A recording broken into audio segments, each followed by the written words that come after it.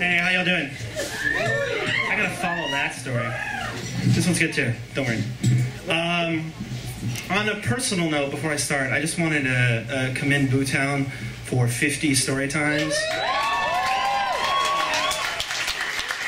I happened to be present the day Storytime was invented, and it was nothing like this at the beginning. I played, the first time we did a short play where I played an Indian chief and a yellow buffalo, among other things, and one of my best friends dressed up like an old lady with red lipstick and terrible hair and called himself Auntie Flo, and he took questions from the audience. And I'm glad that Storytime's found its footing. It did it very quickly, and 50 of these is something to be applauded. So give it up for Emily and Lindsay and the whole Bootown crew.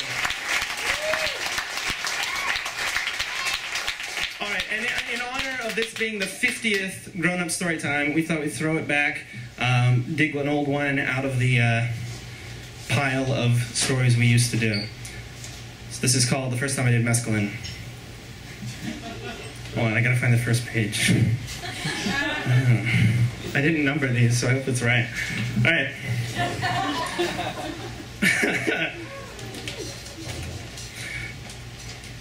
About a year after graduating from acting school, I was living in Brooklyn and scraping to make ends meet working at Starbucks.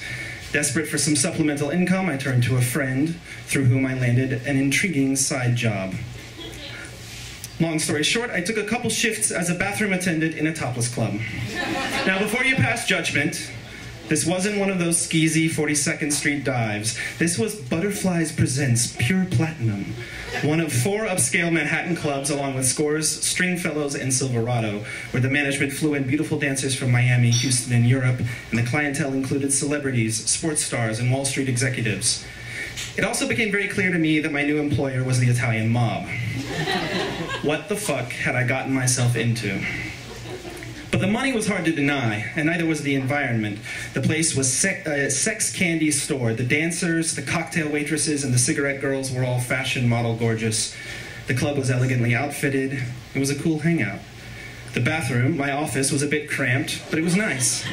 It was clean. And you know the drill. Dudes come in and use the facilities, and if they want to wash their hands, I turn on the water to a warm temperature, offer a squirt of soap, and then a paper towel over the sink to avoid any mess. Then the dudes decide if they want to use any of the toiletries, hair products, and colognes available.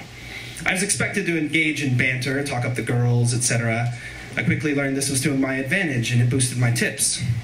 As I got to know the dancers, they'd poke into the bathroom and say hello and flirt, and that reflected well on me. I wasn't the nameless bathroom guy at the strip club by the airport. I was the struggling actor with the charming personality and friendly demeanor who made you feel good and guiltless about enjoying a lap dance. Everyone called me by name, and sometimes customers would drop in just to chat and tip me big. Soon, I was making my rent in a night. I quit my job at Starbucks. Mescaline, to paraphrase Rick James, is a hell of a drug. But not in a desperate, scuzzy way like Coke, Crystal, or even acid. Mostly, mesc produces a wondrous, fun, and enhancing buzz, but under the right circumstances and conditions, things can turn profoundly scary. I'd taken hallucinogens before, but this synthetic peyote I wasn't sure about. My friends David and John, who had procured this stuff, assured me it wouldn't be like some Indian ritual where I puke my guts out and spend a nightmarish 12 hours twitching in a fetal position, thinking I'm being eaten alive by vultures and cougar demons.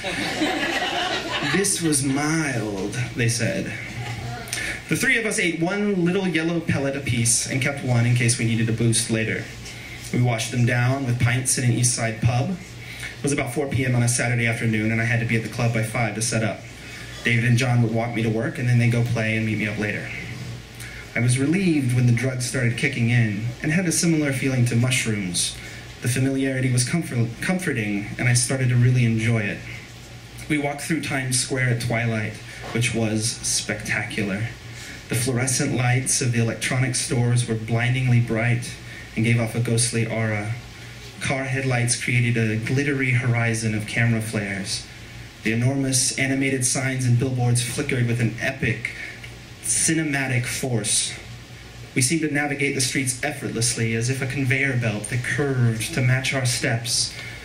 And we turned the corner past the public library's proud, stately lions and approached the club. And it hit me. What the fuck was I thinking? How did I let this happen? I was tripping my eyes out and about to walk into a strip club where I worked. Who the fuck did I think I was? Hunter S. Thompson? Why? And why is this place right next door to the public fucking library? I stood there in my tuxedo shirt, vest, and bow tie, shaking my head in amazement, the lights from inside the club flashing through the frosted front windows. I entered the door and beelined it past the main stage and downstairs to the men's room, trying not to make eye contact with everyone along the way. It was pretty dead, not many customers yet, so I was hoping for some chill-out time to get my bearings. I wasn't freaking out, but I'd allowed a little fear to creep into my trip. As I was setting up the cologne bottles on the counter, a customer walked in, and I almost jumped out of my skin. "Whoa, I didn't mean to scare you, man," he said. I laughed it off, blaming it on too much coffee at my other job. I pulled myself together, and I focused on setting things up. And I was doing fine, hitting a nice rhythm and getting back into enjoying my trip until around 9 p.m. when Nunzio walked in. Nunzio was a friend of the club owner and a bona fide mobster. In fact, it was widely discussed rumor among the club staff that he was an assassin. Italian, tanned, good-looking, with silver hair and always wearing a tailored suit. He looked straight out of a Scorsese movie. "What's up, buddy? Anybody else in here?" "Nope. How the hell are ya?" "I'm doing great, doing great. Shut the door, will ya?" "Oh, okay. I shut the door." What the fuck?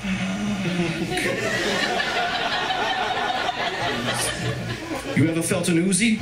He asked in a kind of a, "you ever dance with the devil in the pale moonlight" kind of way. Never. Give me a hug." "What?"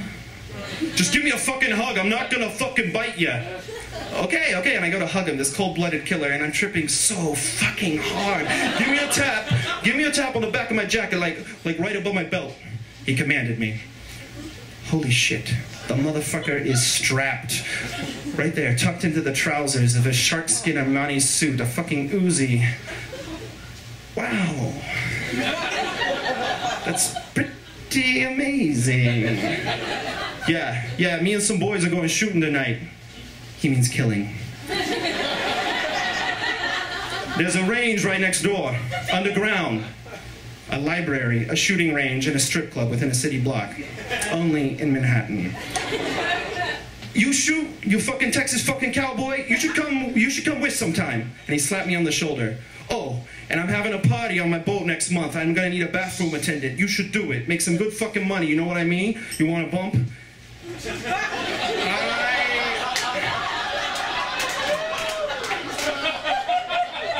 I had accepted cocaine from Nunzio before, but that night I declined. This was just too weird, and I wasn't about to make it weirder. "Suit yourself, buddy, suit yourself." And he went into a stall, and he suited himself. When he came out, he asked for my phone number, and I gave it to him, thinking, I am never setting foot on that fucking boat, you fucking murderer. Nunzio thanked me, tipped me, and walked out. Before I propped the door back open, I went into my bag for a quick drink. I carried a flask when I worked at the club to cushion the long grind of an 11-hour shift, because you could never count on the bartenders to take pity on you and bring you a stiff cocktail, or, for that matter, a bump of coke from one of the floor managers or the DJ. And after that Nunzio insanity, a belt of Jameson was terribly necessary. And it got my trip back on track. I went outside, and the downstairs featured a smaller stage and a smaller bar, but it was really only used for huge parties and events. Mostly it was dark and a retreat where people went for private dances and conversation. I smoked a cigarette and chatted with Julie, the cigarette girl, an aspiring comedienne, and she always made me laugh. And the mescalin was kicking back into high gear when my good friend and college roommate Raph walked in. A gift from God. Raph's a great guy, but at that moment, I'd never been happier to see the big Puerto Rican teddy bear. I told him what was going on, and he demanded that I give him my extra dose. Gladly, I handed it over. I needed a partner. He hung out with me until it kicked in for him, and then he went upstairs to enjoy the club. Around midnight, Raph came back. "Hey, man," he said with a maniacal smile and LP record-sized pupils. "I'll watch your money for a minute, but I need you to go outside. I have something for you." What is it?" Just go. Your money's safe. I'll watch it.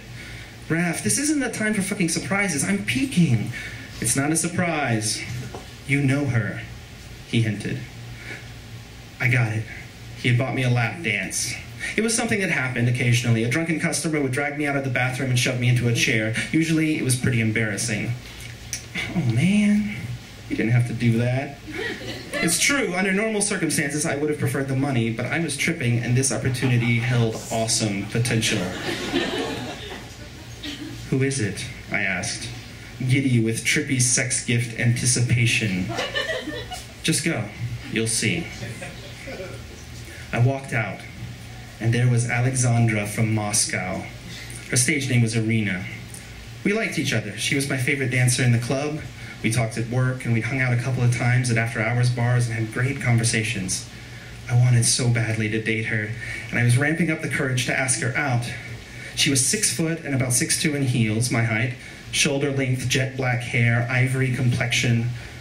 Looked like an even sexier Juliette Binoche, if you can imagine that.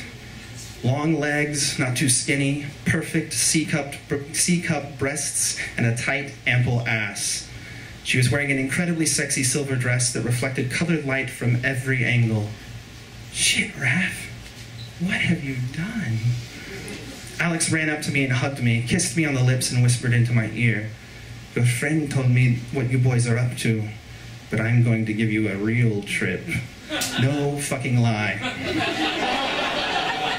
This isn't Penthouse Forum, and I'm not embellished. Well, maybe a little. But no, she really said that. She shook my hand and led me over to a couch in a dark corner. Before we even had time to talk, I heard Brian over the speakers. "This one goes out to our man in the men's room. Take care of him, guys. He takes care of you." And then I heard the double snare, bass note, and keyboard percussion that signals my favorite Prince song, "When You Were Mine." Wasting no time, Alex clutches the bottom of her dress and flings it over her head and off. She grabs her left breast, hoists her nipple to her mouth, and licks it, looking me straight in the eyes. She asks me, "You want this?" I nod. "Say it," she demanded. "Fuck yes," I said, and she straddled me, grinding herself into my crotch and thrusting her nipple right in my face. "Stick your tongue out and lick it," she said. Keep in mind, I'm tripping, so this wasn't so much an intensely erotic experience as it was an intensely weird experience. Visually, orally, olfactory, touch, taste, sensory overload. She took her heels off and stepped onto the couch. Her silver thong was a quarter inch from my nose. Squeezed my ass. "No problem." Oh my God. And then she pulled that little sliver of silver fabric to the side and said, "Lick me." And that's when I think I checked out, my friends. Everything's blurry from there to the end of the song. When I made it back into the men's room, face covered in lipstick, Raph was gone, and Chris, the club's general manager, was waiting for me. "Welcome back, motherfucker. You had fun?"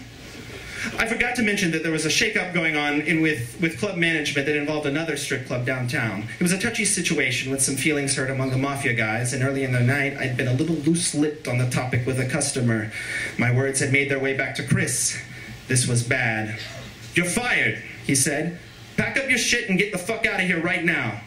My heart was beating in my ears. "And once you walk out that door, you're not my problem anymore." What did that mean? Not my problem anymore. Racked by fear, I grabbed my bag and my cash and I made my escape. When I made it to the front door, Nunzio was standing there, talking to the ticket girl. We made eye contact. I gave him a half smile and a nod. He winked and pointed his finger gun at me. "Bang," he mouthed. "The motherfucker has my phone number." As I pushed open the door and hit the sidewalk, I remember thinking I was gonna get whacked right there. The paranoia was overwhelming. I felt like I was walking through 2 feet of sludge. I had to find a cab. When I got home, my roommates were asleep upstairs. I undressed, got into the tub, and turned on the shower. I curled up into a ball, throbbing in fear, imagining being gagged, tied, and thrown off a boat. An ice pick through the neck, a bullet to the back of the head, my body being shredded with gunfire from a submachine gun, all to the tune of When You Were Mine. My grisly death and Prince, over and over and